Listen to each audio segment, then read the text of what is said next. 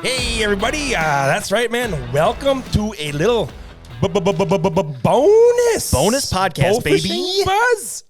Episode 76, Schmitty. 76. Yep. We wanted to do a little bonus podcast here. Yeah, absolutely.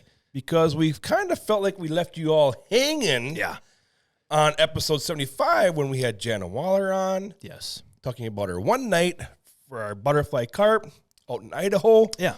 And we talked about that, and then that was kind of it. Yeah. And as always, the Bowfishing Buzz brought to you by AMS Bowfishing, MegaMouth Bowfishing, NDesigns, and E-FISH-N-SEE Lights joining the sponsorship group there. Absolutely. We are very excited to have them. We've got them on the boat. Yes. I cannot wait. We used them a little bit last fall, but boy, I can't wait to get those lights out and really see what they're capable of. We actually have the spring. new ones coming from The them. V2s. The V2 should be arriving any day now. That gets me excited. And I can't wait to put them babies on. Yeah, absolutely. Yeah. So I think what you're saying, Matt, is you guys were listening. You guys heard episode 75, which we recorded in our Airbnb in Idaho. Beautiful. It was awesome. Yeah. Awesome trip. That was a recap of night one. Yeah. Now, I would feel a little bit cheated if I was a listener of somebody going on a hunt and they gave me a hunt or a bowfishing excursion and they gave me a night one recap, and then I had to wait 2 more weeks to hear about the rest of the time that they were out there. So we're coming back a little bit of a bonus pod. We're still going to have our normally scheduled podcast next week, our full-length one. This one might be a little bit shorter, but we just felt like we wanted to talk to you guys a little bit on how those nights ended up shaking out for us. Absolutely. And just on a little side note here, Schmitty. Yeah. This morning we had some production meetings and stuff like that there with Jeff and Cindy and the production crew and stuff, and I'm jacked up. All right. Because I have something that I want to talk to about this, but go ahead with what you're going to say. First of all, thank you to all you bowfishers out there that are shooting the MegaMouth reels. Oh, absolutely, guys. Thank you so much. We are going to probably have to work in some overtime here because we, as you all know, we build these right here in-house. We machine the parts, one at a time. everything. We're actually, it's not a 3-part jig, but right. But everyone's built right here in the house, and we're at to start getting going on these because we're pretty much to order right now. Exactly. From what we had built up from this past fall. Yeah. This early spring is definitely getting, I've seen it on social media too. Guys are out shooting fish now that you wouldn't think they'd be shooting until a month from now. Right. You know, I'm talking boatloads of fish. Yeah. Guys really getting on some big fish and doing all kinds of fun stuff out in the water. Like for example, Matt, you know, you listen to a lot of guys who have podcasts or a bunch of different media outlets and whatever, and those guys are strictly marketing. Okay, like, you know, the 2 guys who do the podcast, they're doing all their marketing stuff. They're doing only that podcast. For example, this morning, for you as well, but for myself this morning from 6 o'clock till, I don't know what time it is now, 1:15, I'm building MegaMouths, man. We got to get these reels out the door, which I think is really cool. I mean, we're building these things, and then we're coming up here to talk about it. So it's raw, it's real, it's pretty cool. You guys were over in that section building a MegaMouth reels. I was in the back, barbing the old Chaos FX bodies together. Yeah, absolutely. And the sports are doing well, the new retrievers for AMS. It's just been fun. But actually, you brought that up, Matt. And I didn't tell you I was going to talk about this, but this is something that I think is so cool.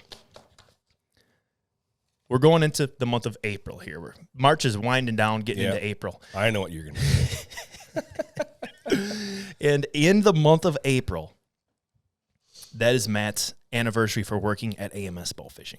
Now, I want everyone to guess how many years Matt has been working for AMS. I'm going to give you 5 seconds to say a number in your head. That number is 17 years. Yeah. That is awesome, dude. That's seriously freaking thank cool. You, D. Thank you there, D. Smitty. Thank you. That's awesome.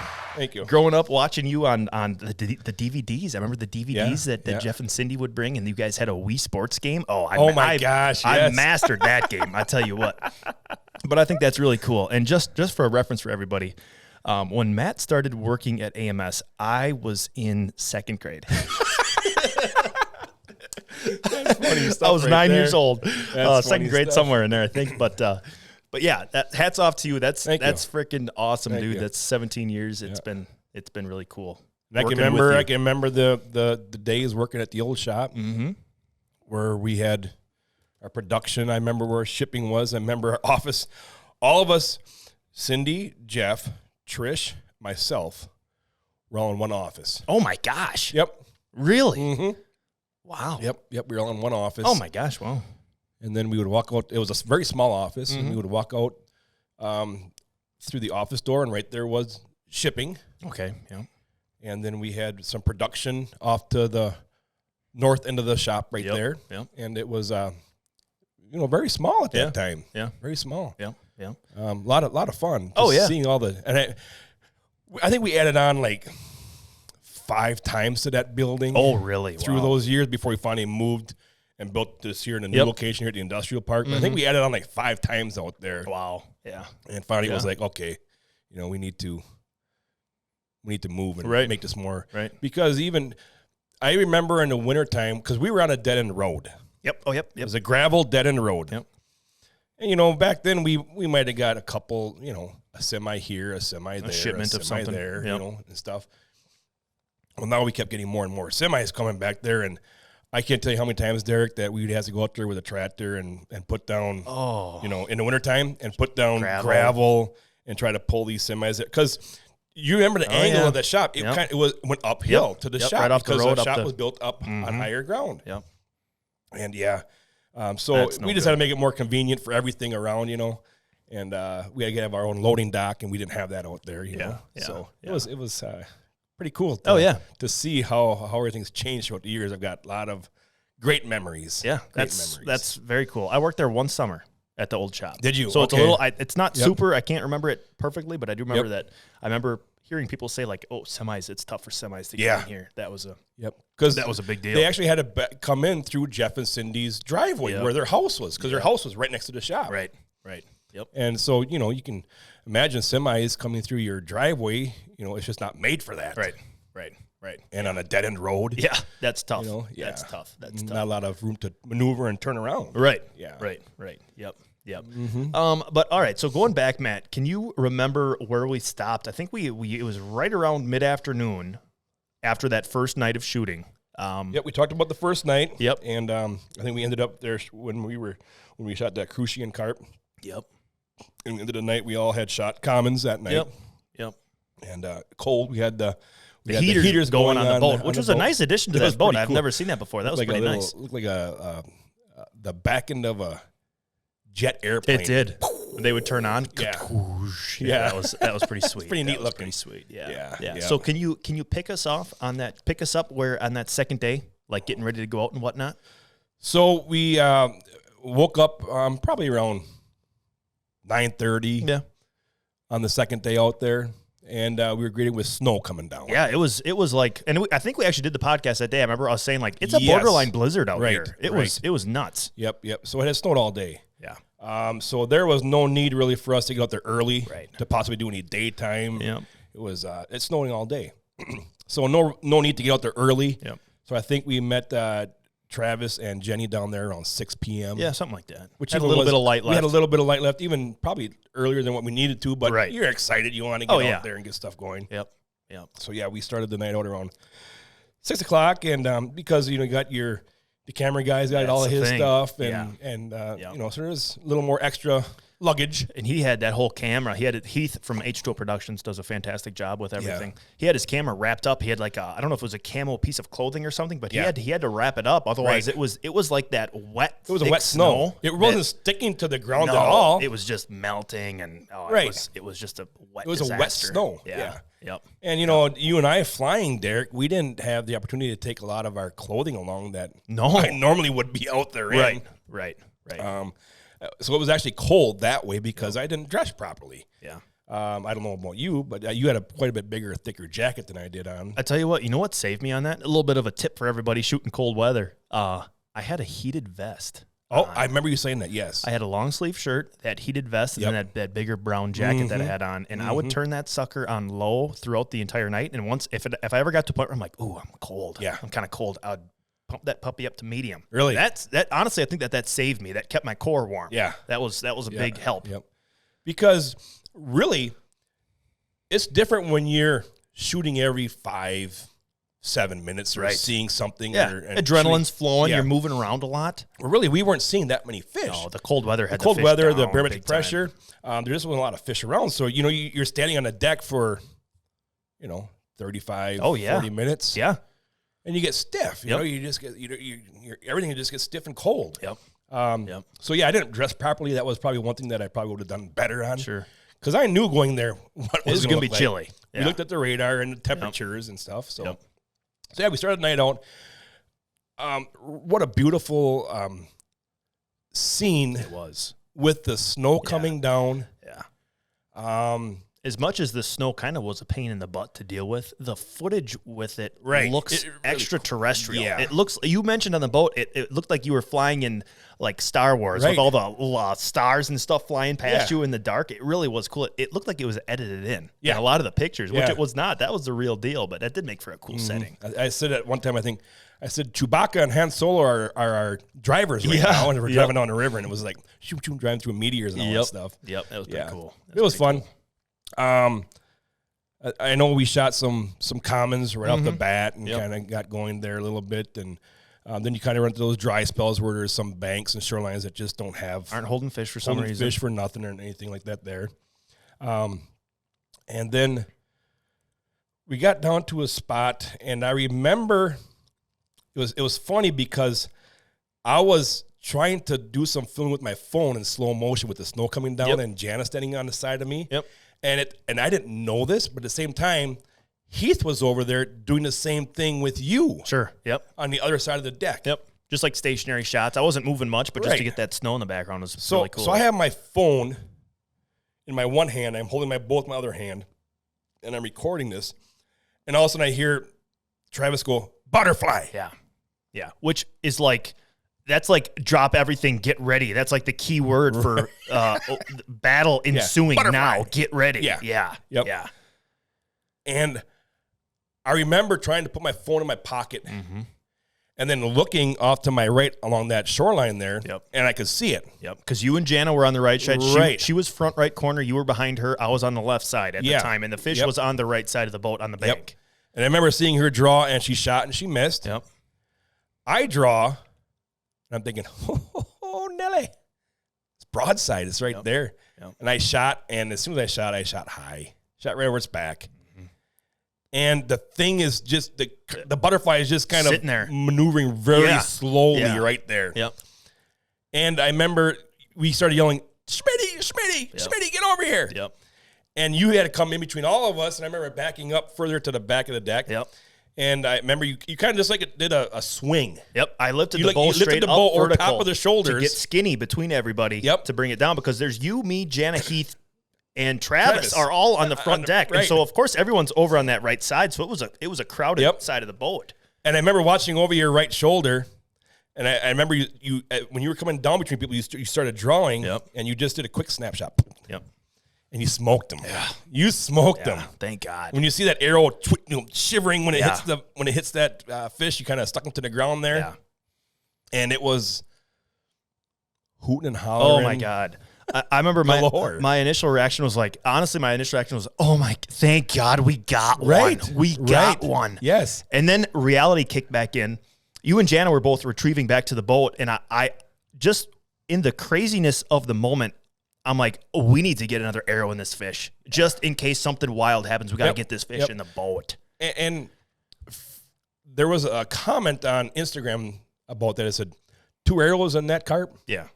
And I said, absolutely. Yeah. When it's a fish like that. Dude, we traveled 2,000 miles for a chance to shoot a butterfly. Right. Right. It's no guarantee that you're going to get one at all. Especially on these conditions. Yeah. Right. And we weren't going to let this one get off. No. I mean, we're out there. We got the camera guy that we hired from Montana. Yep. You know. Yep. Jana spending her time out there with us. Yeah. So yeah, we wanted to get that fish in the boat because you had actually hit him in the stomach. Yep. Yep. And we don't want that to tear out. No. So we just to get that fish in the boat, boom. Yeah. Put a backup shot into that fish. Yep, you smoked him on that backup shot. And I remember my initial reaction, and you always comment about this whenever we're shooting. You always say, Jesus, you ripped those fish into the boat fast. You do. So my initial reaction was, T-bar pulled, get ready, buddy. You're going to go for a ride. And I'm like, oh, here we go, baby. Ooh, nope, I can't do that. Do not do that. Let's just let this play out a little smoother than normally. And you plugged them, and we were able to get that fish into the boat. And the cool part was, if you get a chance, go to Skullbound Chronicles on Carbon TV Yeah. and watch the episode. Yeah, it's out there already. It was it's live out last there already. Friday. Right. Yeah. Just so you can see our excitement on that, the relief of getting a butterfly in the boat. Yeah. It really was no different than going on an elk hunt. Yeah.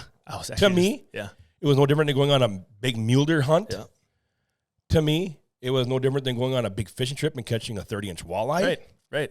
That feeling compared, Matt, to if I shoot a deer in the fall. Yeah. I'm like, it happens, and you're just like, no freaking way. Yeah. It just happened. Yep. Oh my God. Yep. Oh my God. Yep. Yeah. And when we brought it in the boat, it was just, everybody was in kind of awe. Yeah. Oh, and then it was swimming boat side, and those fins were just, it just looks like a mythical creature. Yeah. Oh, that was so cool. That was so cool to see that. And the snow coming down. Yeah. Yeah. It really was a weirdly perfect setting. It was so cool. It was cool. Yep. And one thing that I thought was really, really cool was Travis and Jenny. Yeah. She has a saying. So when you shoot a butterfly out there, she has a saying. Yep. What is the saying, Schmitty? When you shoot the first butterfly gets in the boat on your trip, you got to yell, whoop, whoop, whoop, whoop, whoop, whoop. Yep. That was like their thing that they do with clients when they have them out there. If someone gets one, you let out a big old whoop, whoop, baby. Yes. Yep. But they had actually made us some shirts. Yeah. Which was so cool because we're all up there on the deck and we're high-fiving, a couple of hugs here and there and stuff. Yep. And Jenny hands Travis this shirt, and on the shirt it's got all of our logos on there. Mm-hmm. And on the front it said, Fins and Grins Bowfishing, my first butterfly. With all written inside a silhouette of the state of Idaho. Yeah. Yep. It was really well done. It's really cool. Yeah. And you got presented one of those then and there. Yep. And just to add to the story. Yeah. Oh, you know? Yep. Yeah. Because very cool. One thing that is quite a bit different compared to just going on a trip somewhere to go shoot some fish is we're trying to tell a story. Right. You know, we're trying to tell you that story from the time we leave Little Stratford, Wisconsin, and head out that way. Right. Yep. And head out that way. So so we're always trying to tell a story versus just going out there and shooting fish and taking some pictures. Right. We want to have a storyline that people can follow along with and relate to. And we want the viewers or the listeners, everybody to kind of follow us on our journeys. Yeah. So it's a little different that way. That's why I think we were more excited. Right. When we shoot a butterfly like that on a trip that we're going to just specifically for a butterfly, and we finally get one. Right. With all the conditions that we've been had and the weather and stuff, it was just so gratifying to get that one in the boat. I wouldn't have cared if that would have been the only one we got. Yeah. Yeah. You know, of course you want to get a bunch of them, but that's just the way it is. Yeah. Yep. But so you got that one in there. Tell everybody what it was like holding that fish up, Schmitty. It was honestly kind of a surreal feeling. We had talked about it with Travis and Jenny on the podcast. I have seen them before, but that was my first in-depth dive into what they are, how they got there. Yeah. And I don't know if we touched on this in the initial podcast, the one we did out in Idaho, but from what Travis told us is there was a lot of homes on the river that we were on out there in Idaho, and a lot of them back in the 1900s had koi ponds in their yards. Mm-hmm. The river flooded. You can guess what happens next. Right. The koi get into the river. They crossbreed with common carp, hence butterfly carp. Yep. Now you've got butterfly carp swimming around. Yep. And those koi had died off. They're not swimming around in the river, but these strains of butterfly carp were still there. So this weird hybrid that isn't real common, you know, you kind of go on this big trip for it. When I was holding that fish up, it was just like, oh my God, I'm so lucky to be able to be doing this right now. This is just insane. It's crazy. So it was really a surreal feeling. I was just and I was out there with you. That made it really cool. You're sitting there like, oh my God, nice shot, Derek. Oh my gosh, I can't believe we got one. That was just, the whole atmosphere was really, it was really neat. I'll remember it forever. Sure. I'll remember that forever. That's right. Yeah. That's cool. And I remember you saying to me, thank you, Matt. And I was like, for what, man? You shot it. You're the one that I should be thanking. You're the one that shot it. Yeah. Yeah. You probably were thanking me because I missed it. Yeah. Thanks for missing that fish, man. I really do appreciate it. Yeah. And I will say one thing that Heath did a very good job of covering up in that Skullbound episode is, boy, oh boy, I was not shooting real accurate that night. That was, you know, it just kind of had to, like you said, you know, you're shooting every 45 minutes or so, 45 minutes. You just got to hone yourself in and just get back to the basics, relax, aim lower than what you probably think you need to, release, hold the bow up, don't drop the bow type of deal. So that was really cool to have that happen for sure. Sure. Well, let's continue our little butterfly carp story here, because we've got more to come on this right after this break from some of our sponsors. Sounds good. E-FISH-N-SEE Bowfishing Lights by Outdoor Innovations USA. A color tone adjustable and dimmable light with a unique patented reflector design that puts more light where you need it. E-FISH-N-SEE Bowfishing Lights offer 3 different models: the 65-watt single color economy light, the 65-watt efficiency V2 tricolor dimmable light for maximum efficiency and versatility, and the 130-watt efficiency Maximus, designed to be an all-out beast of a bowfishing light. E-FISH-N-SEE, designed and built by bowfishermen for bowfishermen. Check them out at OutdoorInnovationsUSA.com. Are you looking to elevate your bowfishing brand with stunning design solutions? Look no further than NDesigns. Their team of talented designers is dedicated to bringing your vision to life. Whether it's t-shirts, hats, leather products, eye-catching logos, to captivating boat wraps, they have you covered. Plus, with their commitment to excellence and attention to detail, you can trust that your project is in good hands. Don't settle for ordinary. Choose NDesigns for extraordinary results. Visit their website today and let's bring your ideas to life. NDesigns, where creativity meets excellence. And welcome back to the Bowfishing Buzz Butterfly bonus podcast. Bonus pod, that's what I'm talking about. AMS Bowfishing and MegaMouth Bowfishing as well. Yes. So I guess just kind of wrap up that story of my butterfly. That fish weighed 20 pounds, 19.8 Yeah, pounds. 19.8. It kind of was fluttering around there. So it was a solid fish. The record out there is, I believe, 26 and some change of some kind, 26 pounds, 26 something or ounces. Yeah. So it was a solid fish. That was so cool to get that. Just to walk you guys through my setup, I was shooting the brand new Ringo bow from AMS. Fantastic let-off bow. Actually, we flew it out there, and you probably saw me dinking around out in the bottom of the boat. It was, that draw length to me was just a tick too long. It was sitting at 31, and you could tell I kept hitting my jacket sleeve. A couple times you'd say that, hey, hit your jacket, hit your jacket, hit your jacket. So I went down in the boat, grabbed an Allen wrench from my MegaMouth quiver that has all the appropriate Allen wrenches that you would need for bow adjusting, and I changed that draw length down to 30. I dropped it down to 30. That might not seem like much, but to me, I was able to a half inch. Yeah, that, and you're all bundled up and close. it was at 31? It was at 31. Okay. I dropped it a full inch down to Okay. 30. And to me, that helped me clear my jacket from getting hit by that string, which I totally think that totally helped me in my accuracy on that shot for sure. But I was shooting that Ringo bow, MegaMouth reel, obviously, with the brand new quad lock arrow. I felt very confident in that setup. I mean, that fish would have been brought into the boat with just that quad lock arrow, no problems. It was just that situation of that type of fish. I wanted to get a backup in there. So Yep. yeah. That was a very cool deal. Yeah, so we took all kinds of pictures and videos and did the whole filming aspect of it. And then we kind of, all right, that's awesome, fantastic. Let's continue on. Back to business. Right. Yes. Back to business. One thing that I wanted to touch on, Derek, you were talking about kind of how the butterfly carp originated down that area. Oh, yeah. I did have somebody mention to us on there that they also have a strain they're just like the mere carp. Okay. Yep. Strain where they have that gene in them. Oh, really? Okay. Yes. I gotcha.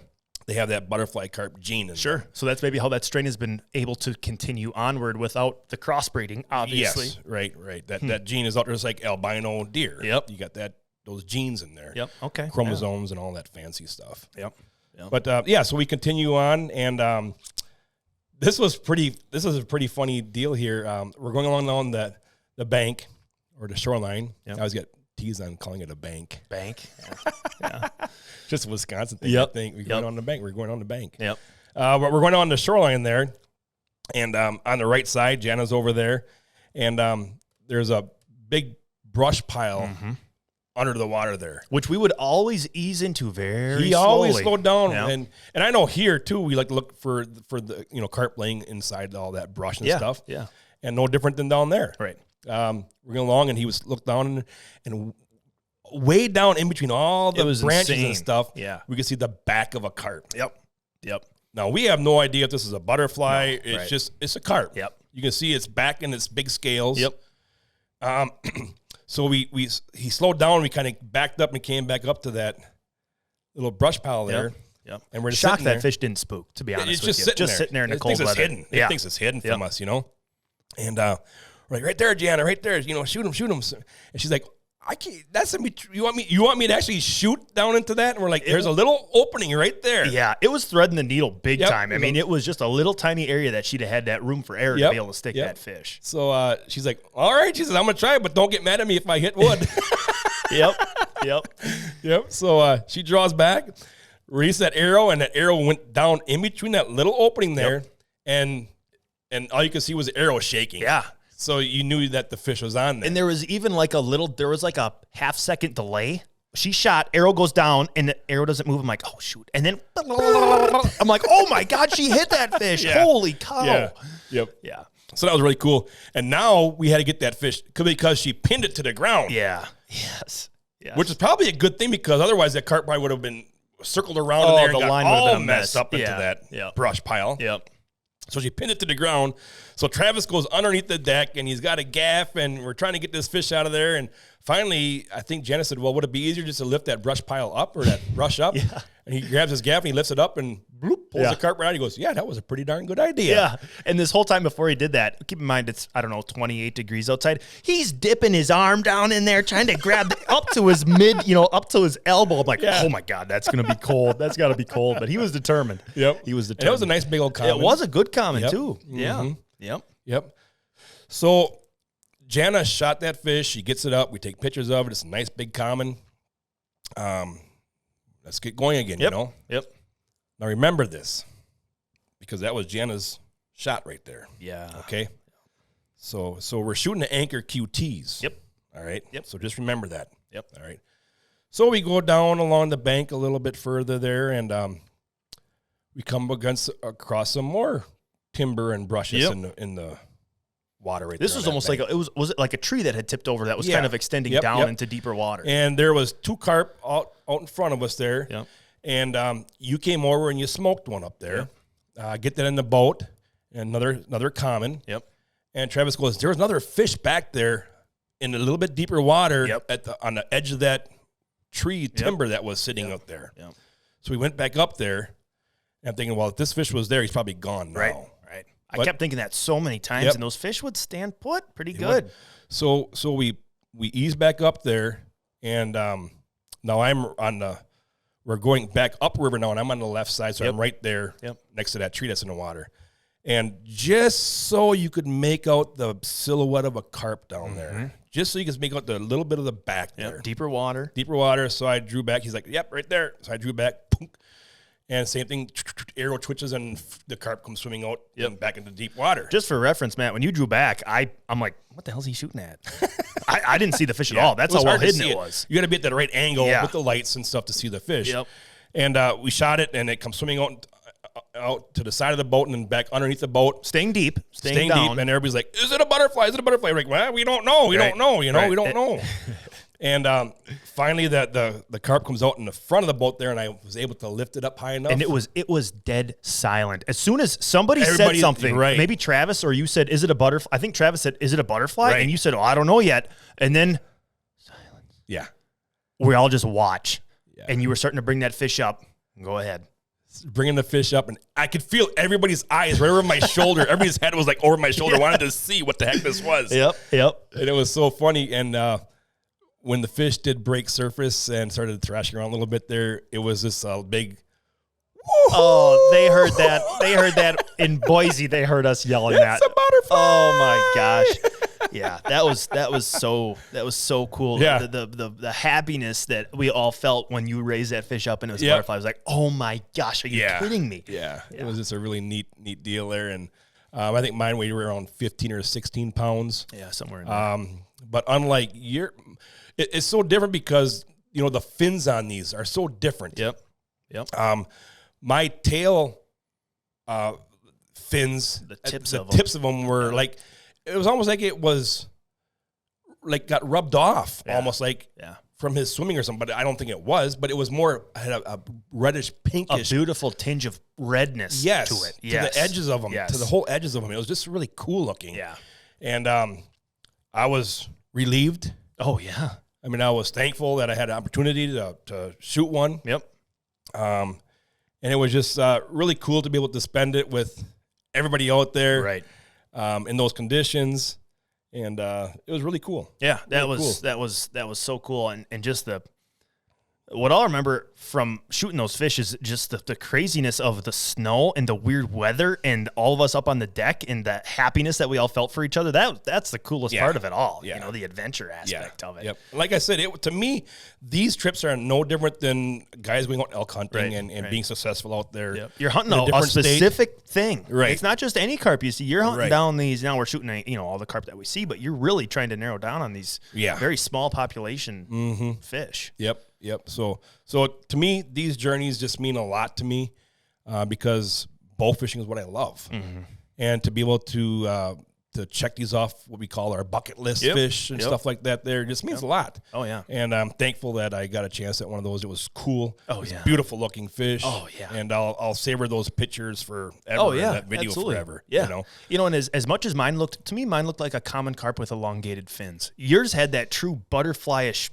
Those colors and those fins were so much more exaggerated than what mine was. Yours had that beauty aspect. I think what the difference was is yours was a bigger fish, so his fins didn't probably look as long. Maybe like as far as the scale of the size of the fish to the fins. Yep. Where mine was smaller, so it looked like the fins were just really hanging down and dragging and stuff. Right. So that I don't know if that enhanced it a little or not, but it was just such a cool fish. Oh yeah, absolutely. I mean, I've never seen one in my life while on the water bow fishing. Right. Yep. I've seen some orange carp. I've seen some colored buffs. I've seen an orange big head, but never got any of them. Right. So we're here. We were successful and got it. Yeah. That was cool. That was very cool. Absolutely. Another one of my bucket list fish is an orange big head. Orange big heads. I know you've talked about that before. Man. Yeah, you see pictures of them a couple times every. We got spring video and of summer. one down below the dams there, swimming through, and he stands out like Right. Yeah. But then he just sunk away on us. We never got a chance at him. But yeah, just a really neat deal down there. So then we do the same thing, do the video stuff and do the pictures and stuff like that there and get back at it. So this is where I want to fall back on to remember Jana. Way to make that point. That's a key point. Remember Jana shooting that carp in the brush there and getting back up on deck and stuff like that there. So we're going back along the shoreline now and we're going along and now if we do see one, we're going to let Jana first shot at it because you got one, I got one now. Now it's her shot now. So we're going along the bank there, and all of a sudden, I'm like, oh, right up there, there's two of them swimming right there along the bank. Right up there. along the bank. Yep, there. right up on the bank. And one of the, like you said, Derek, one of the worst things you can do is yell butterfly. I know. Because you start getting nervous. Oh yeah, butterfly fever, baby. Yep. So I remember going, that second one's a butterfly. That second one's a butterfly. And Travis is like, yep, that's a butterfly. Jana, get over here. It's not a butterfly. Yeah. He said it so seriously. I'm like, oh. Yeah. I thought it was, but it must not be. But he was just saying it to try to not make it seem like such a big moment, you know? But one of the cool parts about this fish here is it was on a sandy bank there, and it was up closer to the shore, so the water wasn't so stained because the water was pretty stained. It was, yeah. It was hard to pick some of these fish out. And you could see it swimming along the bank there, and we're like, Jana, get over here. So she comes on that side of the deck there, and she draws back, boom, and she smokes it. Smoked them. Boom, and holy cow. We're like, whoa. Yeah, complete. three in one night. Yes, we got it. Complete. Yep. And she's like, oh my God, thank you guys so much. And she was all excited. And she's like, do we need a backup shot? I'm like, nope. She shot through it. The majority of the arrow was through that backside of the fish. Yep. I said, nope. I said, you shot through it. She goes, and as I'm lifting the line to pull a fish down towards the bottom of the boat down there, she goes, oh my gosh, I can't remember if I turned my tip tight. And as soon as she said that, the fish swam back out to the front and made a hard pull, and the arrow came back out. Yep. We tried to chase that fish around a little bit. We never did catch up to it. And we got the arrow back, and I was curious to see if that's what the deal was. And sure as heck, she, in her excitement of shooting that fish and wanting to get back up on the deck to shoot some fish, she forgot to tighten that tip down to lock the barbs down. Because the barbs were folded backwards. And the fish was able to get off, unfortunately. But I will say that we all did shoot a butterfly carp. We did. Yes, that's not a false statement. No. Nope. Yep. And you could tell, when she said that, she somewhere deep inside, she knew that something was askew. Yeah. She knew she didn't do something, and it clicked right there, and no sooner that fish heard that, and Yep. it's like it listened to her say it and then went, all right, my time to go. Yeah. Unfortunately, the arrow did exactly what it was designed to do. It did. Pull out of a fish nice and easy. Yeah. Now, if those barbs were tight, that fish didn't stand a chance, but unfortunately they were loose. Yep. Yeah. Crazy. Yep. But man, what a cool the amount of geese that we saw. Snow geese Oh my God. and ducks and geese down there in the beavers. river. There were gosh. beavers. I've saw more beavers in those 3 days in Idaho than I've seen in the last 7 years of my life. There's a lot of beaver down there, that's for sure. Yep. But what a cool trip, and it was just a very memorable trip. Yep. And like I said, if you get a chance, go to Skullbound Chronicles. Check the episode out, man. On Carbon TV. Yeah. I'll play a little bit of this along in our video podcast on YouTube and show you some of the clips and stuff in here. Yeah. But yeah, get a chance to go to Carbon TV and check out that episode. This is a great one. Yeah. Heath did a great job putting that together. And we had a lot of fun on that trip. Just wish that it would have been a little warmer. Yeah. I mean, 3 days before that, it was in the 50s and 60s out there. Yep. We get out there, and the lows are in the low or the high 20s at nighttime. And Travis was telling us that the week before he had a guy who was passing like butterfly carp that he didn't think were big enough. I'm like, oh my gosh, wow, they're really on them now. And I think Travis and Jenny said too. We're sitting at the bottom of the boat, and Jenny goes, well, I'll tell you this is the first time we've ever shot in the snow. Yeah. I'm like, oh, of course. Of course, when we come out here, we get this crazy weather pattern that comes in, and here we are doing something that you guys have never even done before in all your years of guiding. Yep. And then after we had left, they sent us a video of them shooting fish again out there. Yep. And they're out there in just, medium warm. Hoodie and pants. At nighttime. Right. So it warmed back up again when we left out there. Crazy, but that's just our luck.